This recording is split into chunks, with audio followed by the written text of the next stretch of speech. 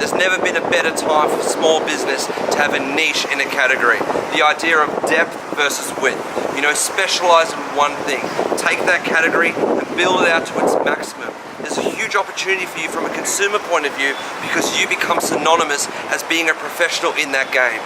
You know, as opposed to the idea of variety where you sell little bits of everything and really you can become this sort of like shallow sort of business where people don't really associate you with anything and really you become at risk of becoming insignificant.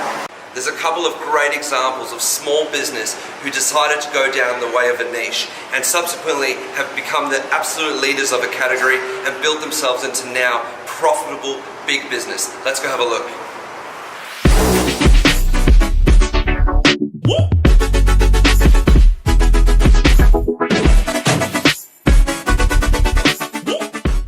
Tea, man, it's just tea, right? It's a commodity. It's been around for thousands and thousands of years. Once again, they've changed the mold. They've created this brand. They've been able to not only change the way we perceive tea, you know, disrupt the likes of Tetley and Lipton and all those guys, but the beauty of this business is the margin. I spend a lot of time at Bodero talking about how we don't make margin, and we will never make margin in our company. On the flip side, you've got some amazing companies like this who are able to maintain their margin. Brand equity, change the script. This is a company built for 2020.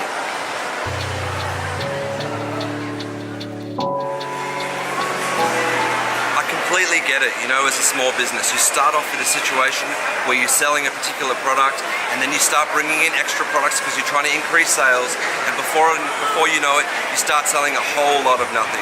You know, it takes a lot of risk to actually go back and say, this isn't working for me, let's go back to what made me successful in the first place, or the old school pivot and start a new category.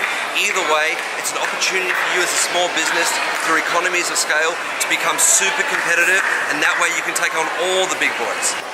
Less is more. At Bodero, we take this thesis so seriously. We want to offer you less and less and less variety of product.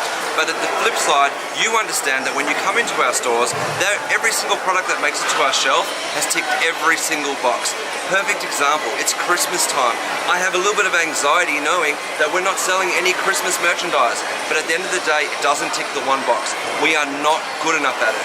We are not the market leader at it. I cannot offer you the best price at the best quality product. Therefore, we make a decision that we don't sell it. In the short term, maybe that hurts our bottom line. But on a macro, in the long term, every single decision that we make, obviously being in the macro, we know we're going to be better off for it. So until we can become the market leader in Christmas, unfortunately, you're going to have to buy it at Kmart.